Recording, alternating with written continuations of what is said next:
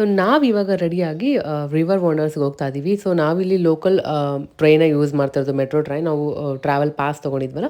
So ಹಾಗಾಗಿ ಇದೇ ನಮಗೆ ಕನ್ವೀನಿಯಂಟ್ ಅಂತ ಕೂಡ ಅನಿಸ್ತು. ಸೊ ಇಲ್ಲಿ ನೋಡಿದ್ರೆ ತುಂಬಾನೇ ಹೆಂಗಿದೆ ಅಂದರೆ ತುಂಬ ದೊಡ್ಡ ದೊಡ್ಡ ಹ್ಯೂಜ್ ಆಗಿರುವಂಥ ಫಿಶ್ ಎಲ್ಲ ಇತ್ತು.